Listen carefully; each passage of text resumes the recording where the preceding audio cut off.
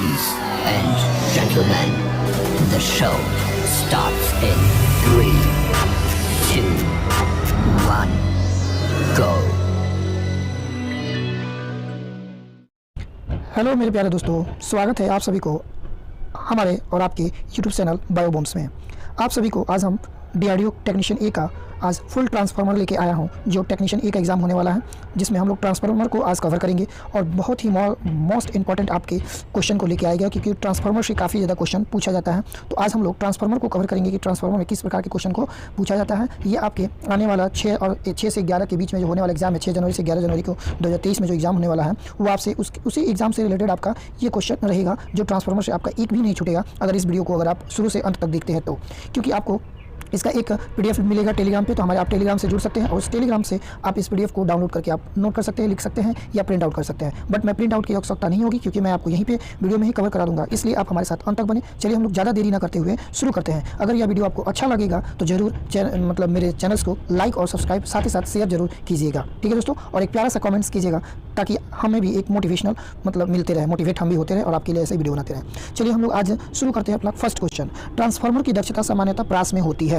यानी कि ट्रांसफार्मर की दक्षता सामान्यतः कितना से होती है, तो 90% से 98% तक होती है, यानी कि 90 से 98% तक होती है।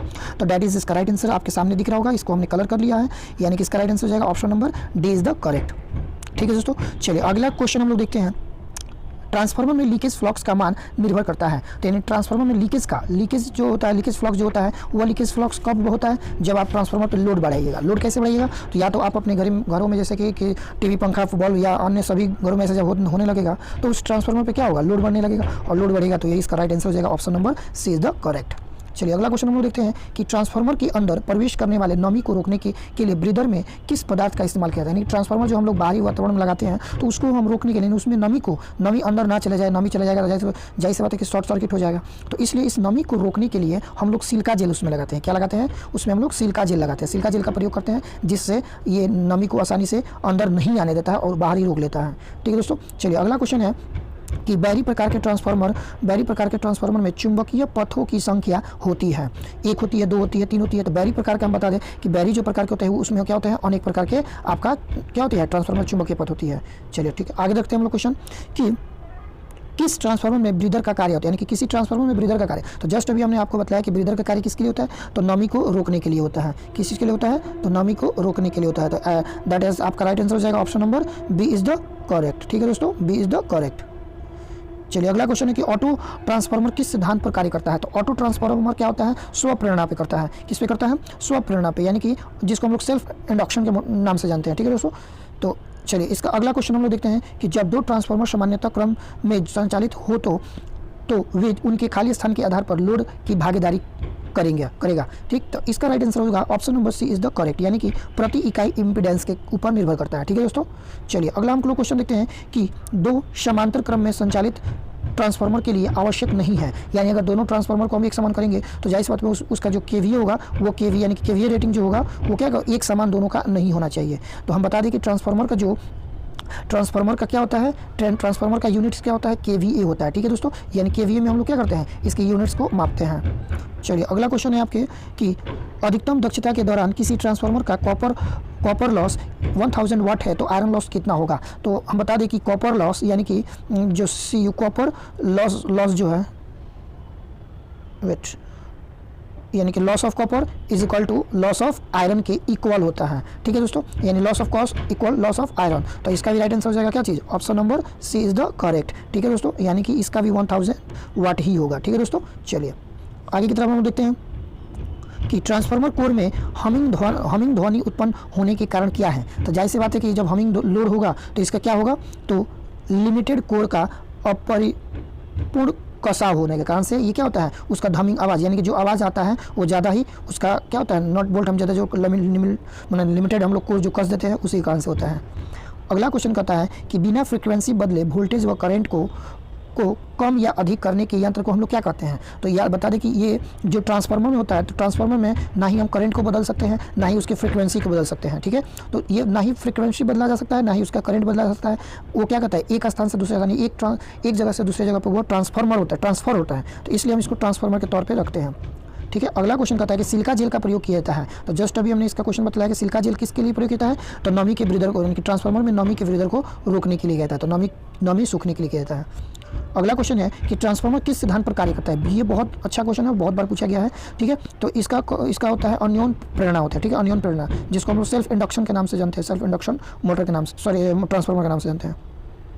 अगला क्वेश्चन है क्लिप ऑन मीटर में कौन सा ट्रांसफार्मर प्रयोग में लिया जाता है, करंट ट्रांसफार्मर, ठीक है। इसका राइट आंसर क्या हो जाएगा, करंट ट्रांसफार्मर, क्योंकि करंट ट्रांसफार्मर को ही क्या किया जाता है, क्लिप ऑन और ऑफ के लिए प्रयोग किया जाता है, ठीक है। अगला हम लोग देखेंगे क्वेश्चन 15 नंबर कि स्टेबलाइजर में कौन सा ट्रांसफार्मर का उपयोग लिया जाता है, यानी कि स्टेबलाइजर, तो जैसे बताइए स्टेबलाइजर क्या है, एक ऑटो मशीन की तरह कार्य करता है, क्योंकि जब वोल्टेज बढ़ेगा तो ये आपका ऑटोमेटिक क्या होगा, और शट डाउन हो जाता है, तो ये इसलिए इसका क्या हो जाएगा, ऑटो ट्रांसफार्मर का कार्य करता है, क्योंकि 250 से अगर एबव वोल्टेज होता है तो ये रेड कलर का बत्ती जलने के कारण से क्या होता है, ट्रिप कर जाता है, तो इसलिए इसका राइट आंसर ऑटो ट्रांसफार्मर हो जाएगा। अगला कह रहा है कि क्वेश्चन 3 फेज सप्लाई को किस कनेक्शन के द्वारा 2 फेजों में बदला जा सकता है। तो 3 फेज का कनेक्शन जो होता है वो किसके द्वारा किया जाता है, स्टॉक कनेक्शन के द्वारा होता है, ठीक है।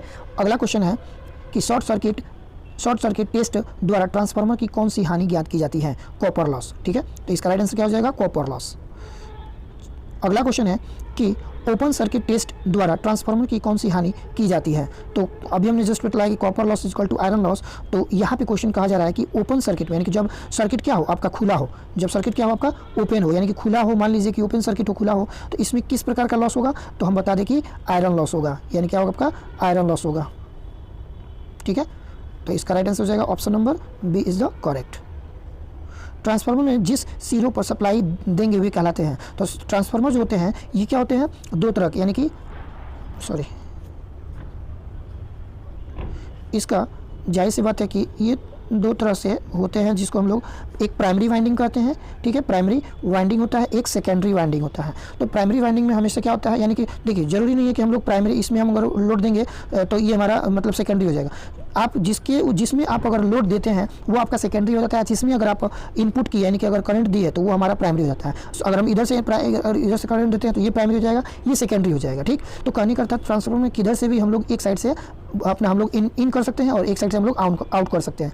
तो इसीलिए इसमें कह रहा है कि जब हम लोग वोल्टेज देते हैं तो वो क्या कहलाता है, यानी कि एक सिरे से हम लोग जब सप्लाई देते हैं तो वो क्या कहलाता है आपका, प्राइमरी वाइंडिंग कहलाता है, ठीक है दोस्तों। चलिए अगला क्वेश्चन है कि ट्रांसफार्मर में अधिक वोल्टेज वाली साइड को क्या कहते हैं। तो अधिक वोल्टेज वाली को यानी कि हाइपर कहते हैं, जैसे कि हाइपरटेंशन, तो वही हाइपरटेंशन लाइन होता है, जब अधिक हो जाएगा तो हाइपरटेंशन हो जाएगा, हाइपरटेंशन होने के कारण से क्या होता है, जो आपका उसका फ्यूज लगा होता है वो ट्रिप कर जाता है, ठीक है। चलिए अगला हम लोग देखते हैं कि वीट ट्रांसफार्मर जो अधिक वोल्टता को कम वोल्टता में परिवर्तन करते हैं वे कहलाते हैं, यानी कि हायर वोल्टेज को लोअर वोल्टेज में कन्वर्ट करता है, उसे क्या कहते हैं हम लोग, स्टेप डाउन कहते हैं। और वही अगर ये अपोजिट हो जाता कि आपका यानी कि लोवेस्ट वोल्टेज से हायर वोल्टेज में होता है तो वो आपका स्टेप अप हो जाएगा, ठीक है। तो 2 तरह का अप और डाउन होता है, ठीक है, स्टेप डाउन इसका राइट आंसर हो जाएगा। अगला क्वेश्चन है कि सिलिका जेल का प्रयोग किया जाता है। तो सिलिका जेल का प्रयोग कहाँ किया जाता है, तो ब्रीदर में किया जाता है, ठीक है, ब्रीदर में किया जाता है नमी को सूखने के लिए। अगला क्वेश्चन है कि ट्रांसफार्मर में निम्न में से कौन सी सुरक्षा रिले होती है। तो सुरक्षा रिले क्या होती है, बुकलोज रिले होती है, ठीक है, इसका राइट आंसर हो जाएगा बुकलोज रिले होती है। अगला क्वेश्चन है ट्रांसफार्मर की रेटिंग व्यक्त करते हैं। जस्ट अभी हमने बताया कि ट्रांसफार्मर का यूनिट्स क्या होता है, केवीए होता है, क्या होता है, केवीए, किलो वोल्ट एम्पियर, ठीक है, जैसे kilo watt ampere, sorry volt करें, वोल्ट वही एम्पियर वोल्ट कहते हैं, ऐसा यूनिट वोल्ट होता है अभी, तो किलो वोल्ट एम्पियर, ठीक है, तो केवीए के नाम से जाना जाता है। अगला क्वेश्चन है कि ट्रांसफार्मर की वाइंडिंग किस नाम से जानते हैं। जस्ट अभी हमने इसका फिगर एक डायग्राम करके बताया कि ये क्या होता है आपका, एक प्राइमरी वाइंडिंग होता है, ठीक है। वाइंडिंग 2 तरह के होते हैं, प्राइमरी वाइंडिंग, सेकेंडरी वाइंडिंग। तो वही क्वेश्चन पूछा जा रहा है कि वाइंडिंग किस नाम के होते हैं, तो इसका राइट आंसर हो जाएगा प्राइमरी वाइंडिंग, ठीक है दोस्तों, क्योंकि इसमें देखिए प्राइमरी और सेकेंडरी याद है ना, प्राइमरी और सेकेंडरी, क्योंकि ये 2 तरह के ही वाइंडिंग होते हैं, एक प्राइमरी और सेकेंडरी, और कोई नहीं होता है। अगला क्वेश्चन है कि ट्रांसफार्मर तेल को किस यंत्र द्वारा टेस्ट किया जाता है। तो ट्रांसफार्मर में जो तेल हम लोग डालते हैं उसको हम जैसे ख़त्म हो जाता है, चाहे कम होता है, तो उसको हम टेस्ट करने के लिए ऑयल टेस्टिंग किट के द्वारा प्रयोग किया जाता है, ठीक है दोस्तों, टेस्ट किया जाता है। अगला क्वेश्चन है कि ट्रांसफार्मर में ताप मापने के लिए लगाया जाता है, यानी कि उसका टेम्परेचर, यानी कि ट्रांसफार्मर में जैसे कभी कभी गर्म हो जाता है तो उसके लिए हम लोग क्या करते हैं, उसके लिए हम लोग ताप गेज लगाते हैं, टेम्परेचर गेज का प्रयोग करते हैं। टेम्परेचर गेज से ही पता चल जाता है कि आपका ट्रांसफार्मर क्या हो गया है, काफ़ी हीट हो गया, इसलिए कभी कभी मतलब कुछ देर के लिए लाइन को कट कर दिया जाता है, जिससे ट्रांसफार्मर आसानी प्रयोग से क्या हो जाए, ठंडा हो जाए। चलिए अगला क्वेश्चन है कि जिस ट्रांसफार्मर की दक्षता 100% हो वह कहलाता है। तो जब 100% की बात आता है यानी कि प्योर बात आता है, प्योर की बात आता है, तो प्योर क्या होता है? जीरो होता है। जीरो का मतलब क्या होता है? आइडियल हो जाता है। क्या होता है? आइडियल, यानी कि आपका आदर्श ट्रांसफार्मर माना जाता है। ठीक है, तो ये आपका राइट आंसर आदर्श हो जाएगा, ऑप्शन नंबर सी। अगला क्वेश्चन है कि जिस ट्रांसफार्मर में वाइंडिंग कोर से घिरी होती है वह क्या कहलाती है? तो जब वाइंडिंग जो हम लोग करते हैं, जैसे कि हम लोग वाइंडिंग जो करते हैं, तो वाइंडिंग का जो कोर होता है वो कोर क्या कैसा होता है? तो सेल टाइप ट्रांसफार्मर होता है। क्या कहलाता है? Shell type transformer. अगला क्वेश्चन है कि ट्रांसफार्मर में जिस वाइंडिंग को इनपुट स्रोत से संयोजित किया जाता है वह कहलाता है। जस्ट अभी हमने बताया था कि यानी कि आप कहीं से भी आप इन कर सकते हैं ट्रांसफार्मर में, आप कहीं से भी इन करिएगा तो वो क्या कहलाएगा? प्राइमरी आपका वाइंडिंग कहलाएगा। अगर आप इधर से देते हैं तो प्राइमरी कहलाएगा, अगर आप इधर से लोड देते हैं तो सप्लाई करते हैं तो आपका ये प्राइमरी कहलाएगा। ठीक है, इनपुट कहीं से भी किया जा सकता है। अगला क्वेश्चन है कि ट्रांसफार्मर कौन सी विद्युत धारा पर कार्य करती है? तो जाहिर सी बात है कि ट्रांसफार्मर क्या है? एक प्रकार का एसी जो कार्य करने वाला है। अगर हम इसमें डीसी सप्लाई देंगे तो इसका कॉइल जल जाएगा। तो इसलिए यह एसी पे कार्य करने वाला क्या है? एसी पे कार्य करने वाला ये एक यंत्र है, मैंने मशीन है। ठीक है, अगला क्वेश्चन है कि दिए गए विकल्पों में ट्रांसफार्मर की दक्षता, जस्ट अभी हमने दक्षता बताया कि 90 से क्या होता है? 98 तक होता है, परसेंटेज में होता है दक्षता उसका। ठीक है, तो इसका राइट आंसर हो जाएगा option number D is the correct. अगला है ट्रांसफार्मर की क्रोड बनी होती है, यानी कि जो ट्रांसफार्मर का अंदर का जो क्रोड होता है वो किस चीज़ का बना होता है? तो क्रोड जो बना होता है वो मतलब सिलिकॉन स्टील का बना होता है। सिलिकॉन स्टील के ही कारण वो क्या होता है? काफ़ी दिनों तक टिका रहता है। अगला क्वेश्चन है जो ट्रांसफार्मर इनपुट वोल्टेज को घटाकर कम आउटपुट वोल्टेज प्रदान करता है वह कहलाता है। तो यानी कि वो क्या कहलाता है? अपचयक कहलाता है। क्या कहलाता है? अपचयक कहलाता है। यानी कि कम क्या करेगा? वोल्टेज को घटा देगा तो आउटपुट क्या करेगा? कम वोल्टेज प्रदान करेगा, तो वो कहलाता है अपचयक कहलाता है। अगर यही अगर उच्च वोल्टेज करता है तो उच्चायक हो जाता। इसका राइट आंसर तो उच्चायक हो जाता, बट यहाँ पे कम की बात कर रहा है तो अपचयक हो जाएगा। अगला क्वेश्चन है कि कौन से ट्रांसफार्मर का भाग नहीं है? तो देखिए ट्रांसफार्मर का भाग आर्मेचर्स किस में होता है? तो आपका मोटर्स में होता है। किस में होता है? मोटर्स में लगे होते हैं आर्मेचर्स। ठीक है, इसमें ब्रश आर्मेचर्स इसे लगे होते हैं, बट ट्रांसफार्मर में आपके क्या है? आर्मेचर्स नहीं लगे, ब्रीदर होते हैं, ठीक है, कन्वर्टर होते हैं, क्रोड होता है। ये तीनों का तीनों होता है, बट क्या नहीं होता है? तो हमारा आर्मेचर नहीं होता है। आर्मेचर किस में होता है? मोटर में होता है। अगला क्वेश्चन है ट्रांसफार्मर की दक्षता का सूत्र क्या होता है? ट्रांसफार्मर की दक्षता का सूत्र जो होता है यानी कि आउटपुट बटा इनपुट गुणे 100 होता है। ठीक है दोस्तों, याद कर लीजिएगा, ट्रांसफार्मर का ये क्या होता है? एक फार्मूला होता है कि आउटपुट बटा इनपुट गुणे 100 होता है। ठीक है दोस्तों, इसीलिए इसको हम लोग परसेंटेज के तौर पे इसकी दक्षता देखते हैं लोग। अगला क्वेश्चन है कि ट्रांसफार्मर में भंवर धारा को रोकने का उपाय होता है। रोकने का उपाय यानी कि ट्रांसफार्मर में भंवर धारा यानी कि एडी करंट जो होता है वो किससे होता है? तो लिमिटेड कोर से होता है। किससे होता है? लिमिटेड कोर से होता है। ठीक है दोस्तों, चलिए अगला क्वेश्चन हम लोग देखते हैं कि क्या कर रहा है कि किस प्रकार के संयोजन में न्यूट्रल पॉइंट्स की जरूरत नहीं होती है। ठीक है दोस्तों, तो किस प्रकार के न्यूट्रल्स में नहीं होती है? तो यानी कि इसका डेल्टा जो हम लोग डेल्टा कनेक्शन जो करते हैं उसमें हम लोग क्या करते हैं? न्यूट्रल्स की आवश्यकता नहीं होती, यानी कि डेल्टा कनेक्शन में नहीं होती है। चलिए अगला हम लोग क्वेश्चन देखेंगे।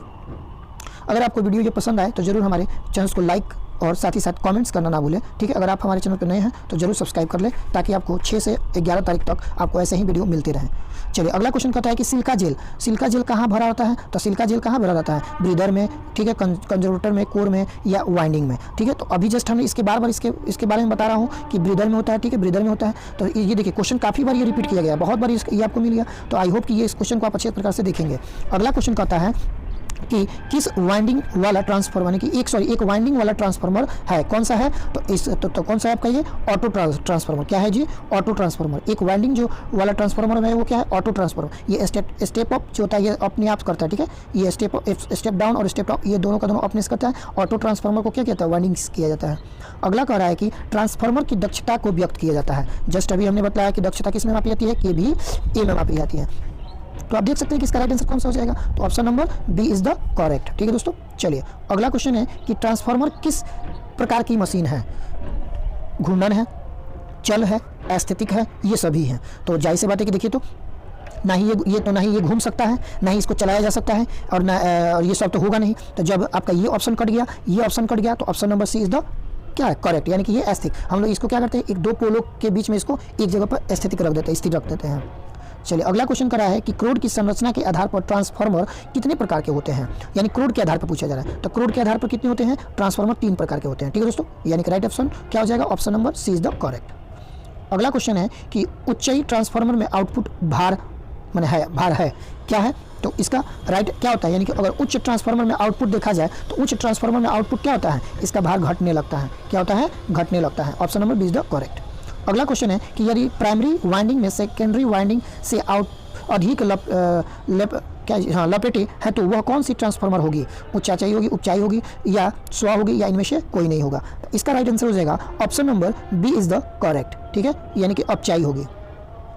चलिए अगला क्वेश्चन है कि ऊंचाई ट्रांसफार्मर में खाली स्थान बढ़ता है तो ऊंचाई में क्या बढ़ता है, यानी कि अगर देखा जाए वोल्टेज बढ़ता है, धारा बढ़ता है, पावर बढ़ता है या ये सभी, तो जाहिर सी बात है कि ट्रांसफार्मर है तो ट्रांसफार्मर में क्या होगा, वोल्टेज होगा, ठीक है, उसमें करंट नहीं होगा, वो वोल्टेज में कन्वर्ट हो जाता है।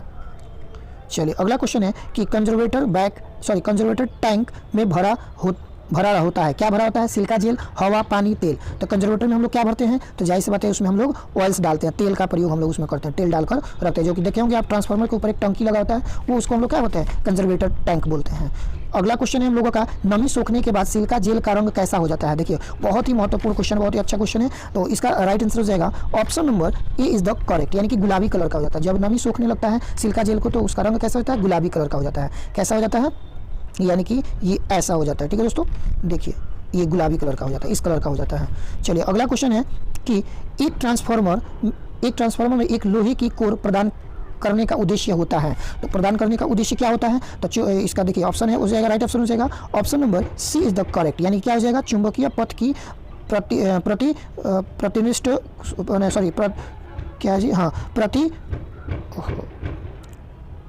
प्रतिष्ठभम को कम करना, ठीक है, कम करता है। चलिए अगला क्वेश्चन है कि निम्नलिखित में कौन ट्रांसफार्मर स्थापना का हिस्सा नहीं है, यानी कि ट्रांसफार्मर कौन सा उसका स्थापना हिस्सा नहीं है, कंजर्वेटर है, ब्रीदर है या बुखोल रिले है या एक्साइटर है, ठीक है। तो देखिए इसमें हम बता दें कि आपका ट्रांसफार्मर में ब्रीदर होता है, ठीक है, कंजर्वेटर होता है, टैंक होता है, इसमें रिले होता है, बट आपका option number D is the correct, यानी कि डी नहीं होता है। तो ऑप्शन क्या हो जाएगा, option number D is the right answer.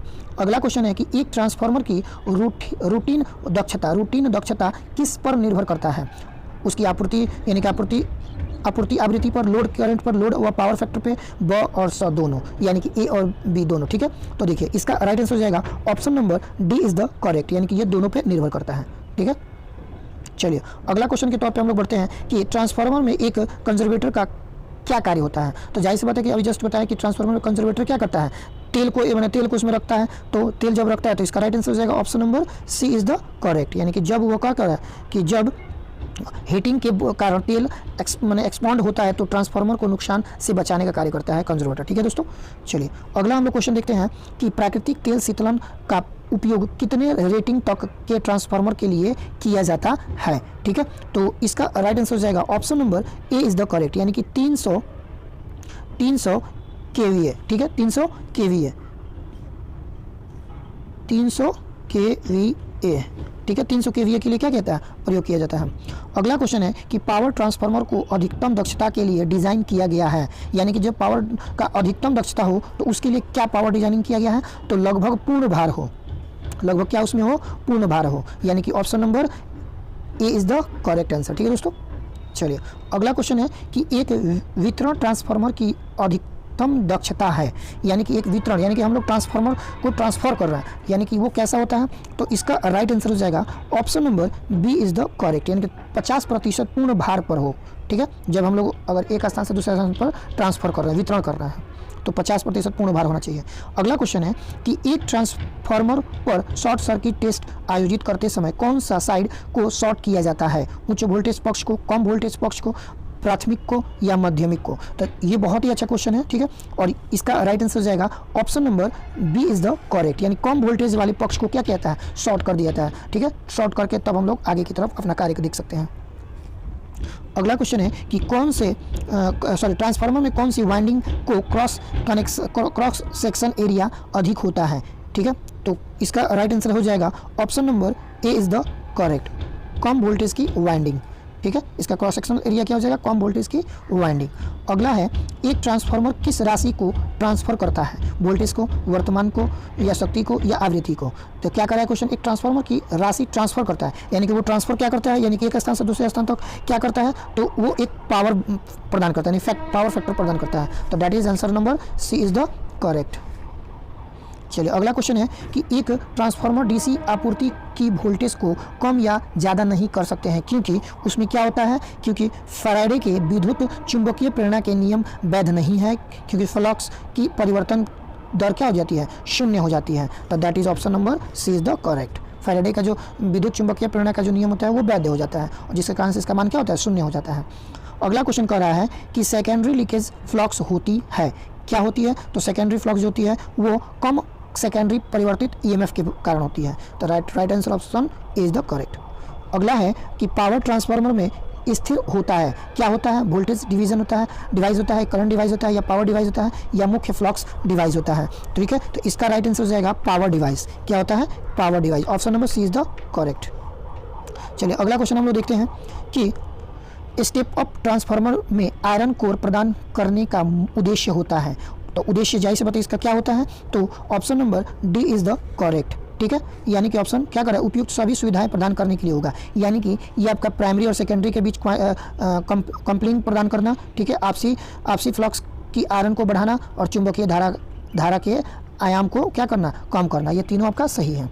चलिए अगला क्वेश्चन देखते हैं कि समानांतर में काम करने वाले दो ट्रांसफार्मर किन फैक्टर के आधार पर लोड शेयर करेंगे, यानी कि क्षरण प्रतिघात के कारण, या प्रति यूनिट प्रतिबाध पर, या दक्षता पर, या रेटिंग्स पे। ठीक है, तो इसका राइट आंसर हो जाएगा option number B is the correct, यानी कि प्रति यूनिट प्रतिबाधा के कारण से वो क्या करेगा, अपना लोड को ट्रांसफर करेगा। ठीक है दोस्तों, चलिए शेयर करेगा।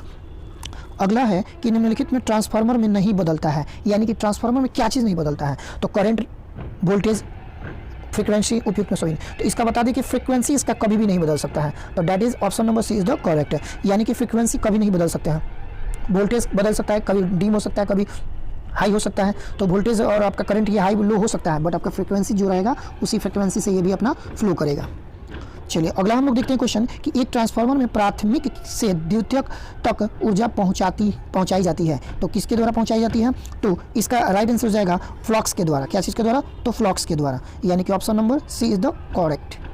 अगला क्वेश्चन है कि एक ट्रांसफार्मर कोर लेमिनेशन में है, यानी कि एक जो ट्रांसफार्मर होता है वो उसका कोर क्या कहता है, लेमिनेशन में है, तो वह कौन सा है, कि वो क्या है, तो इसका राइट आंसर हो जाएगा option number B is the current, यानी एडी करंट लॉस को कम करना। ठीक है, यानी कि लॉस ऑफ एडी करंट को क्या करना, कम करना। अगला क्वेश्चन है कि एक ट्रांसफार्मर के लेमिनेशन द्वारा उत्पादित यांत्रिक कंपन की डिग्री किस पर निर्भर करती है। ठीक है, यानी कि क्लैंपिंग के जकड़न से, लेमिनेशन का गेज से, या लेमिनेशन के आकार पे, या उपयुक्त में सभी। तो इसका राइट आंसर हो जाएगा उपयुक्त में सभी, यानी कि option number D is the correct. ये बहुत अच्छा क्वेश्चन है, ये पिछला मतलब 2017 में हुआ था एग्जाम, उसमें पूछा गया क्वेश्चन है कि ट्रांसफार्मर द्वारा लिया गया नो लोड करंट आमतौर पर फुल लोड करंट की कितना प्रतिशत होता है। ठीक है, तो इसका राइट आंसर हो जाएगा option number B is the correct, यानी कि 2 से 5% तक इसका क्या होता है, लोड होता है। ठीक है दोस्तों, करंट का। चलिए अगला क्वेश्चन है कि ट्रांसफार्मर पर कोई नो लोड टेस्ट क्या ज्ञात करना है, कि ज्ञात करने के लिए, ट्रांसफार्मर पे कोई नो लोड टेस्ट क्या ज्ञात करने के लिए किया जाता है, यानी कि कॉपर लॉस, या मैग्नेटिक करेंट्स, या मैग्नेटिक्स करेंट्स का हानि, या ट्रांसफार्मर की दक्षता। तो इसका राइट आंसर हो जाएगा option number C is the correct. ठीक है, चलिए अगला क्वेश्चन है कि ट्रांसफार्मर शॉर्पनर की परीक्षण क्या ज्ञात करने के लिए किया जाता है। ठीक है, तो इसका हम लोग तापमान यानी टेम्परेचर ज्ञात करने के लिए हम लोग क्या करते हैं, उसका ज्ञात करते हैं।